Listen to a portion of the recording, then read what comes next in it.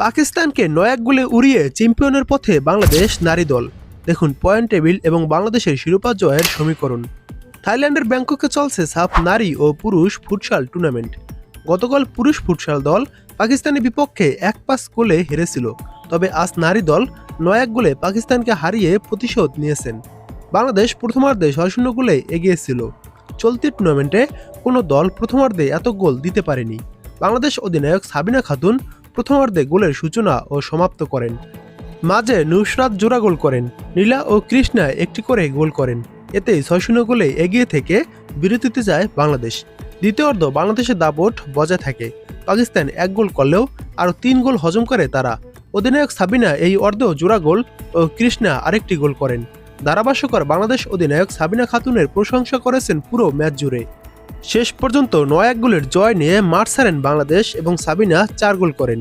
এবার দেখুন পয়েন্ট তালিকা। পয়েন্ট তালিকায় ১ নম্বরে রয়েছে বাংলাদেশ। বাংলাদেশ ৫ ম্যাচ খেলে ৪ ম্যাচ জয় এবং ১ ম্যাচ ড্রতে বাংলাদেশের পয়েন্ট ১৩। বাংলাদেশের প্লাস গোল রয়েছে ১৬। ২ নম্বরে রয়েছে ইন্ডিয়া। ৪ ম্যাচ খেলে ৩ ম্যাচ জয় ও ১ ম্যাচ হারে ইন্ডিয়ার পয়েন্ট ৯। ইন্ডিয়ার গোল প্লাস রয়েছে ১৭। অর্থাৎ সাবিনারা ৫ ম্যাচে ১৩ পয়েন্ট নিয়ে সবার উপরে। ভারত ৪ ম্যাচে ৯ পয়েন্ট নিয়ে দ্বিতীয় স্থানে। আজ দিনের শেষ ম্যাচে ভারত ভুটান খেলা। ড্র হলে বাংলাদেশের শিরোপা ১ ম্যাচ আগে নিশ্চিত হবে। বাংলাদেশ শেষ ম্যাচ হারলেও ভারত জিতলে দুই দলের পয়েন্ট সমান ১৩ হবে। বাংলাদেশ ভারতকে হারানোয় হেড টু হেডে চ্যাম্পিয়ন হবে।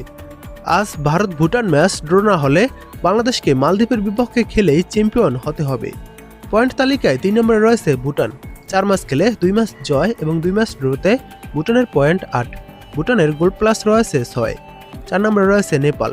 ৫ ম্যাচ খেলে ২ ম্যাচ জয়, ১ ম্যাচ ড্র এবং ২ ম্যাচ হারে নেপালের পয়েন্ট ৭।